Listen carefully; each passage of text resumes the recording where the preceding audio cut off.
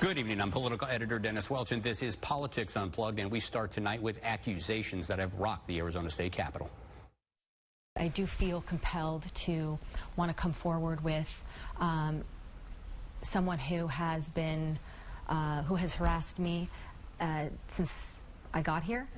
State lawmaker Michelle Ugenti-Rita, who weeks ago said she had endured years of harassment from another lawmaker, now puts a name with the accusation, and legislative leaders have launched an investigation. And with us today is Speaker of the House JD Mesnard. He says he takes these accusations very seriously, and within hours of those accusations, you initiated the process of investigating those charges. Can you just briefly explain to us what you thought when you first heard this interview here on Channel 3 and CBS 5?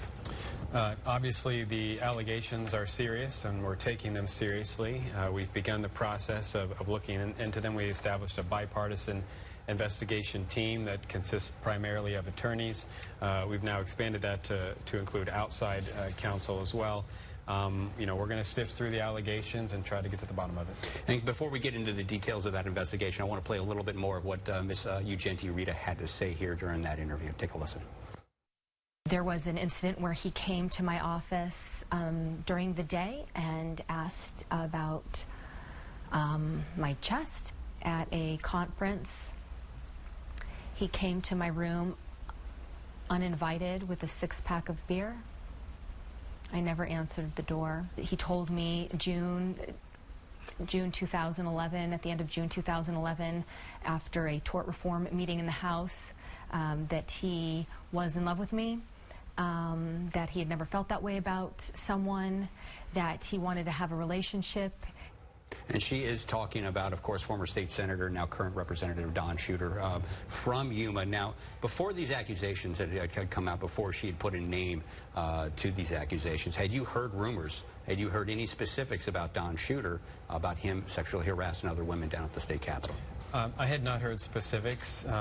As the ongoing conversation about sexual harassment has been taking place not only here but across the country, various folks have brought up, pointed fingers or, hear rumors and all those sorts of things.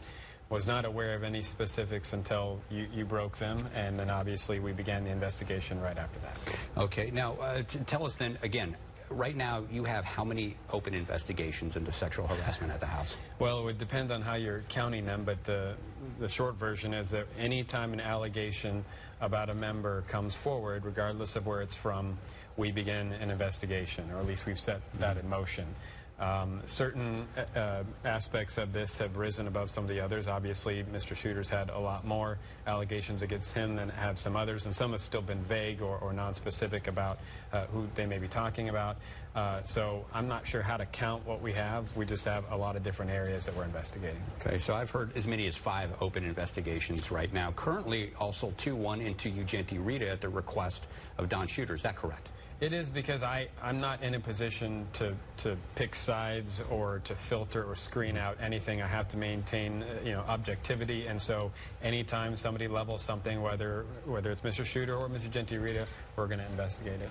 Okay, so tell me then, when you investigate someone like a Ugenti-Rita after she has made these accusations, aren't you fearful that by investigating the accusations that Shooter has made about her personal life that doesn't appear to have anything to do with sexual harassment, that other women may be fearful of coming forward now for fear that their personal lives could be investigated as well? Yeah, the issues that Mr. Shooter brought up would be in violation of the House ethics policies.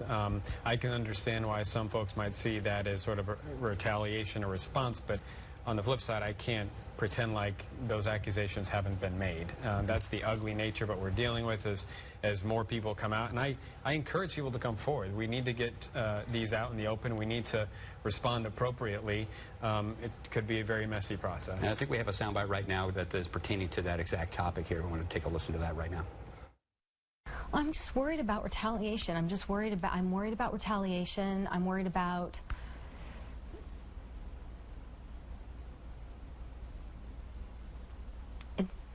it's an uncomfortable spot. You don't want to be thought of differently. You don't want to be pointed at or whispered about. So again, I mean, how is this not retaliation then? Because the accusations that Don Shooter are making against her, from what I've been able to read and ascertain, have nothing to do with sexual harassment. It may be in an inappropriate relationship, which is a completely different issue from sexual harassment. So I'm not sure this is the place to judge what's happening, but there were two accusations Mr. Shooter made. One was about an inappropriate relationship. The other was about comments that were made in a public setting. So I do think, I mean, regardless, I'm trying to be as neutral as possible, let the investigators look at it. You know, if somebody responds to an accusation, it doesn't automatically mean that's retaliation. They're responding. Retaliation will be coming from, like, me, and I'm not retaliating. I'm not going to kill anybody's bills or doing. I'm trying to be as fair as possible. Really turn the investigation over to this bipartisan group of mostly attorneys. Okay, and I want to be fair to Mr. Shooter. I do want to read part of his statement. It was quite lengthy, and this one was, I believe, released after he initially had apologized. Then he said he retracted that statement. He said this: "I requested an investigation by the House, which is now underway. Therefore, I'm unable to comment further, except to provide my full support and cooperation." Yeah. So how long is this investigation going to continue? Well, I hope it's resolved as quickly as possible. We even had the investigators meet today to discuss bringing in outside counsel, given where we're at, and they agreed to do that. They're going to reconvene on Monday. You know, we start session in just 2 months, and I don't want this hanging over the session. So they're going to move as quickly as possible and be as thorough and fair as possible. So you want this done within the next 8 weeks, then, to get this cleared up before the session? If it were done next week, I'd be even happier. But certainly, I want it to be done by the start of session. Okay. Okay. Now let's talk a little bit more then. This not just Don Shooter they're looking at, not just Michelle Ugenti-Rita. What else are you looking into? So Ms. Townsend posted some comments about... This is Kelly Townsend, representative from the Far East Valley, Mesa, right, Patrick Junction, Mesa, right. So she posted about an experience, and I knew about that when she came to us, and we had addressed it, but she was nevertheless, I think, you know, putting out there that this type of thing does happen, and as ways to improve the process. So we'll look into that and see how far she wants to go. I mean, some of this is tough because they may want to maintain privacy. It's when they put it out there for the public, though, we're compelled. And I've been investigating anything that's been put out into the public. Are you worried that this is a much wider, bigger problem at the State House right now? Oh, I have no idea that it's a wider, bigger problem across the country. And the State House really, which embodies and represents the people, is probably reflecting a cultural, social issue that we're all dealing with, whether you're talking Hollywood or outlets of the media. This is something we need to confront, and I hope leads to positive social change. And the big news of today, we tape on Fridays, is that now you have suspended Don Shooter and his post as the chairman of the Appropriations Committee. Yeah. Now, this was a very powerful position because any money bill down at the Capitol has to go through this committee. What was the tipping point? Why did you do this now? Why didn't you do this a few days before when the allegations first came out? Well, the allegations, I think, have been out for about 48 hours, so we've been responding as quickly as possible. I only found out about them when they were reported on Channel 3 and 5. We're responding and adapting as quickly as possible and responding as appropriately as possible. I believe right now it becomes impossible until the investigations are done for him to carry out his function, an important one, as Appropriations Chairman. So we're hitting pause on that while we, you know, conduct a fair and impartial investigation. And what does that mean when he is suspended from his job as Appropriations Chairman? Because some people might say this is kind of symbolic because you're not in session right now. They're not meeting. Well, right, so his responsibilities may be less now than they would be, but we're still beginning the budget discussions. What it means is he's not going to be leading those discussions. We have interim committees that are meeting, one next week. In fact, he won't be a part of that one. So anything about the budget, he'll be staying away from during the investigation process. Okay, and what did you think, again, another woman came forward today, and this was the head of one of the leaders over in Gannett, the newspaper that publishes the Arizona Republic. She had come out with a story in which she says she was sexually harassed, or some inappropriate comments were made about her in a meeting with Don Shooter. How did you respond when you saw that story in the morning? All of these stories, including that one, are very concerning. That's just not the way you should be talking to somebody. So obviously, as part of the investigation, we'll look into that. You know, Mr. Shooter may have his version of things. I'm not here to judge anybody. I'm really turning that over to an investigative team so that I can maintain neutrality. But we're going to try to get to the bottom of all of these.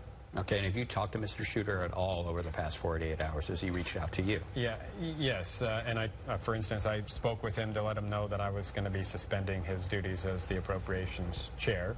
And I've largely been trying to stay away from anybody who has brought forward an allegation, or at least maintain the proper separation.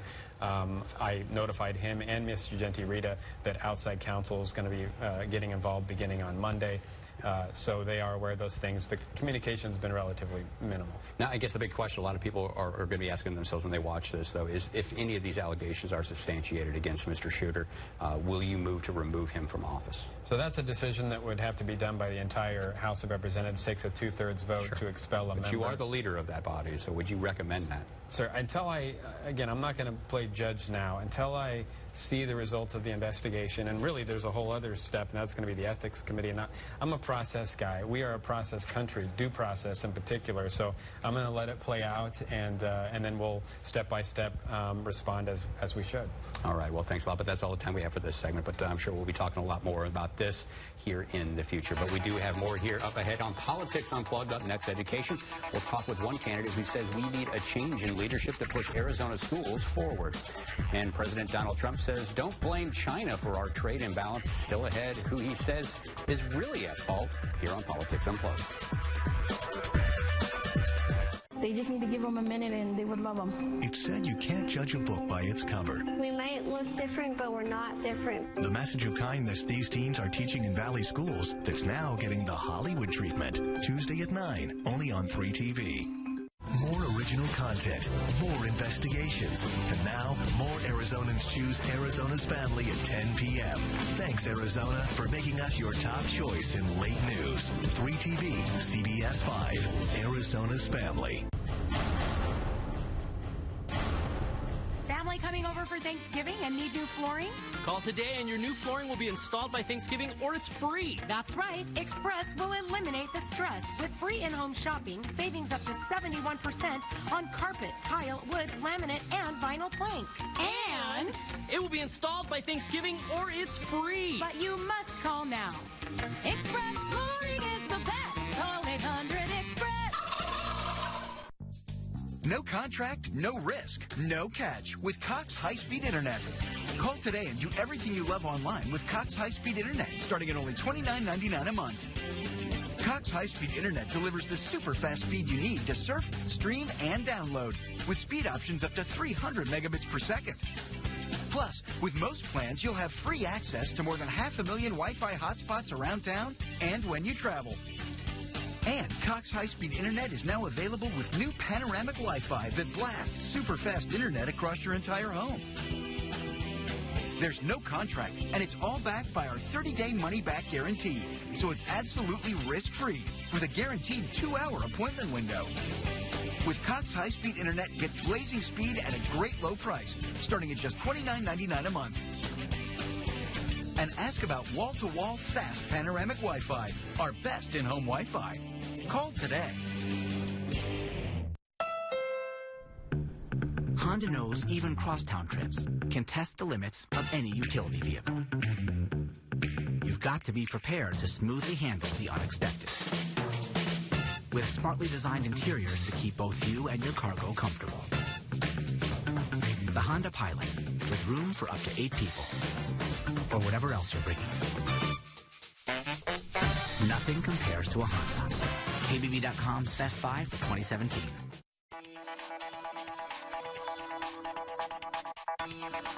And welcome back to Politics Unplugged. Education, always a hot-button issue here in Arizona. And joining us now is a man who wants to have a bigger say on that subject, and it's David Schapira, who is running for Superintendent of Public Instruction. So thank you very much for being here. And those who don't know, you're a former state senator, former state representative, so you're no stranger down to the Capitol. Now, most importantly, a former teacher. And a former teacher, I suppose, for the office that you are running. Now, when you jumped into this race, a big reason you were jumping into this race is because of something the current superintendent wasn't doing. Explain what that is. Well, our current superintendent's been, for the last 3 years, not doing a lot of things, and also doing some things that are damaging to our public education system. For example, we have a superintendent of public instruction who went down to the legislature this last legislative session and actually advocated in favor of taking money out of the public education system and putting it into private school vouchers. Now, this is the person the voters of this state elected to lead the public schools, and she's actually advocating to take money out of the school system we elected her to lead. Now, in addition to that, she says she calls for, we need a teacher raise, and last year she called for an 11% teacher raise. And people thought, well, I was going to say, I mean, if you're saying she's advocating to take money out of the school system, but she's also advocating for a lot more money for teacher pay raises and for school capital construction, these kinds of things. Yeah, the difference is with the school vouchers, she actually advocated to the legislators to pass this, right? Now, when it comes to teacher pay increase, she sends out a press release, wants you all to cover the fact that she wants an 11% teacher raise, but then did nothing to advance that cause. She didn't launch an initiative campaign. She didn't talk to the folks at the legislature. She didn't go to the governor and call on him to lead to get this money passed for teachers. It's easy to say that you want a teacher raise. We need a superintendent who's going to do something about it. Well, and to push back a little bit on that, it's easy for superintendents, whether they're candidates or they're in the office, to even push for a pay raise for teachers or more spending for education. But the bottom line is you don't have a vote down at the legislature. It is really an administrative position that carries out the policies of the executive. I mean, what would you do differently than Diane Douglas? It's different than states where the superintendent is hired by the governor. That's not true in Arizona. It is not an administrative position to carry out the job of the executive because it doesn't work for the executive. It doesn't work. The superintendent does not work for the governor in the state. They're independently elected. You're right that the superintendent cannot directly impact funding. So I have a plan for that. I served in the legislature for 6 years. I know every member down there. In my first session as superintendent, I will go down to the Capitol and I'll advocate to my former colleagues and some of the new folks there to get a substantial increase in per-student spending in the state, especially to impact teacher salaries to help address our crisis that we have in the state right now with empty teaching positions. But if that doesn't work, I will lead the initiative campaign in 2020 to go to the ballot and to take away the authority from the legislature because they have failed to meet their constitutional responsibility to fund our education system. I will lead the initiative campaign. I will chair the campaign to go to the ballot and to get the voters to take away their authority and to permanently fund schools on with an equation that's adjusted for inflation until the legislature can prove to us that they're willing to do the job to fund our schools. Okay, and now you just brought up another issue here in Arizona. Teacher shortages. Now, obviously, it's been a big issue over in the past couple of years. Crisis. We see teachers leaving the profession. We see a lot of unfilled teaching positions right now. Yeah. What's your plan to address that? Is that the funding issue there, or has it got to be more than that? Because I talk to a lot of teachers who say it's more than just money. We also feel underappreciated. It's more than funding. I mean, certainly in any job, in any industry, if you want to look at education like a business, like we hear folks at the Capitol talk about all the time, then why would we say, you know, we're having a hard time getting teachers, so let's lower teacher salaries. That will solve the problem. But in fact, that's what we've done in the last 15 years. Last time I was on your show, you had a gentleman who came and presented from the Grand Canyon Institute about the fact that median teacher salaries have decreased by 15%. Or I'm sorry, they've decreased over the last 15 years, not 15%. They've gone down over the last 15 years. We've actually reduced teacher salaries. That's not acceptable. Now, pay is one thing, but working conditions is something else. We have class sizes that are out of control. But the profession of educators right now just doesn't feel respected by the folks at the state capitol. And I'll tell you, this bill that passed this last legislative session, SB 1042, which says that now essentially anybody with a pulse can be a teacher in Arizona, and that's their solution to solving the teacher crisis, that is only exacerbating the problem. Because educators around the state that I talk to are offended by legislation that says, although we went to school and studied to be teachers, no, really anybody can be a teacher, and so let's put anybody with a pulse in a classroom with our kids. That is offensive to educators across the state. We've got to change the conversation. We've got to focus on the importance of educators and the importance of our school system. All right, and you know, again, other than those two issues, you also brought up the school voucher issue. Now, a lot of people depend on this. A lot of parents like this idea of school choice. Why is this a bad idea? You know, we are the Wild West of school choice. Sure. Yet in the Wild West of school choice, 85% of families are choosing public schools, right? So even though we've created all of these choices, it has not really changed the balance of the kinds of students and the kinds of families who are sending their kids to private schools. The reality is that for the most part, historically, just like now, it's been affluent white families that are sending their kids to private schools.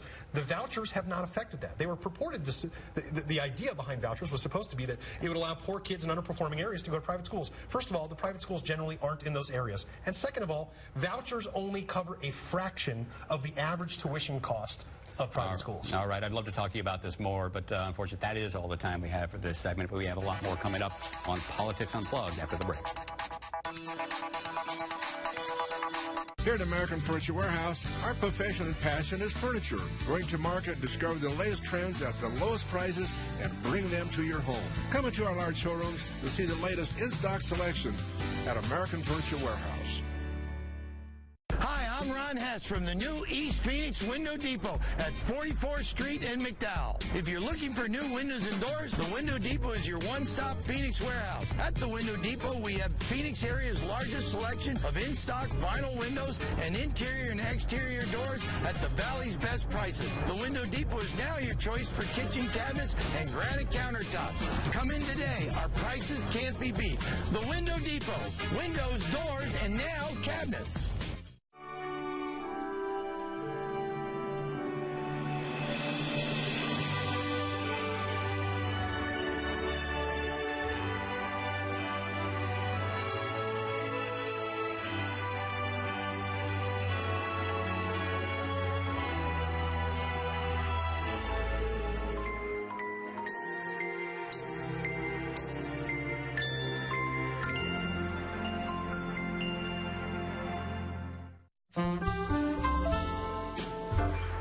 You know how it is, managing our Medicare insurance? There are just so many details. It's really confusing. These are important decisions, so I turned to Allwell. They gave me the information I needed to make choices that were right for me. Such a relief. And now I'm free to enjoy moments like this, like dining at only the best places. I'm all in with Allwell. What happens when two competing television stations join forces? You get more. More local news, more original content, more investigations, more news you care about. 3TV and CBS 5, Arizona's family, giving you your #1 story on your #1 screen. Anytime, anywhere. It's how the power of two becomes the power of you. 3TV, CBS 5, Arizona's family. American Furniture Warehouse is more than just about the lowest prices anywhere, anytime. When we purchase furniture, we continually keep up with the latest trends and fashions. We ensure colors will be correct so that it'll look beautiful in your home.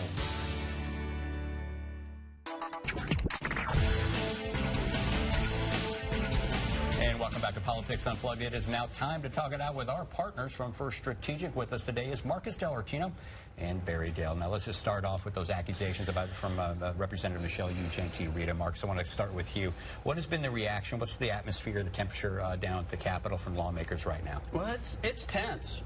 You know, people are about as nervous as a long-tailed cat in a room full of rocking chairs. It's, you know, what's next? What's the next shoe to drop? There's certainly a collective wisdom that there is far more to this story and this episode than just this one circumstance. So I think that there's a lot. I'll put it this way, I'm not as optimistic as the Speaker may be that this would be resolved quick as before session. And what's your take on this?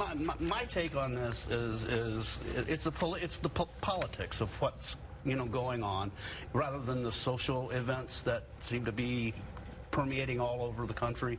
I think Senator Shooter's political career is over.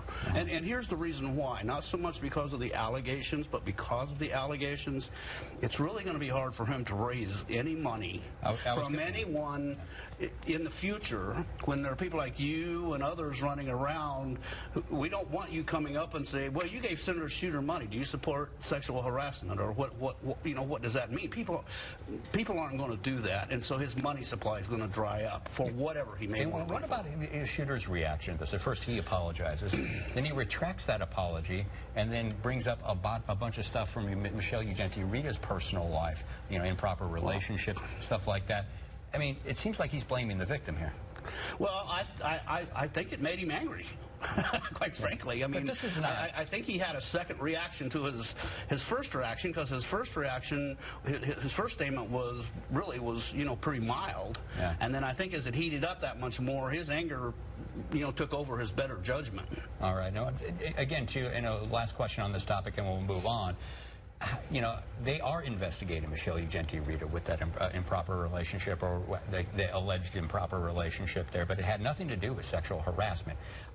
Is this going to keep women from stepping forward? Are women fearful of retaliation then? Well, then, you know, your question is difficult in that there are a lot of allegations that are happening right now that actually don't fall into sexual harassment. They fall into harassment or fall into inappropriate behavior, but not specifically, or intimidation. Sure.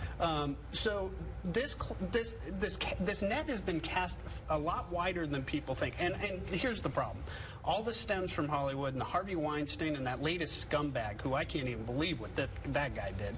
But the media wants to make, and they don't mean to, I know you, but there wants to make a comparison.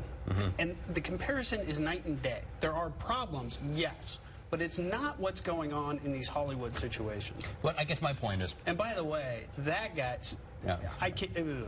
Louis C.K. I think you're talking about Louis C.K. You can't do that during a job interview. But I guess my point is, though, could they, the way the Speaker is handling this now, by investigating Michelle ugenti-rita at the behest of a man that she accused of harassment, could that silence women? Because now they're going to have to think, if I step up, my personal life could then be investigated. You know what, Dennis? Being a male, I am totally unqualified to answer that, to answer that question. I do not know what women, I can just only imagine. I just know I would want my daughter, if something like this happened to her, I would want her to come forward, and I would want, to try to get it out in the open. It may have an intimidating effect, but I applaud the Speaker for his activities in getting to the bottom of this, and I think the outside counsel and the inside law people... But if you look at what's going on in the world today, this has there's no way it's going to intimidate a woman from coming out. I think that nothing else, they're more empowered now than ever. I just don't know if that would, because if their personal life is going to get dragged in. Do you think that the woman who's sitting in Texas right now is saying, I'm not going to talk about what happened to me, even though every woman in the country is coming out with their Me Too story, but Michelle Ugenti in Phoenix, Arizona. I'm talking about here at the Capitol, other women at the Capitol. My original statement why is Kelly Townsend coming out? Why is there... None of the three of us are qualified to answer your question. All right. I think you're getting a little bit heated over there, Marcus. All right. Let's move on now. We do have to talk about this real quick. The hard pivot. President Donald Trump was in China this week, and while he beat up on the country while he was running for office, now he's president. Donald Trump says America's huge trade deficit is not actually China's fault. I don't blame China. Who can blame a country for being able to take advantage of another country for the benefit of its citizens? But in actuality, I do blame past administrations for allowing this out-of-control trade deficit. Well, I thought it was China that was the blame, and now it's past administrations. Barry, well, for one thing, the Chinese have really rolled out the red carpet and are appealing to his enormous ego.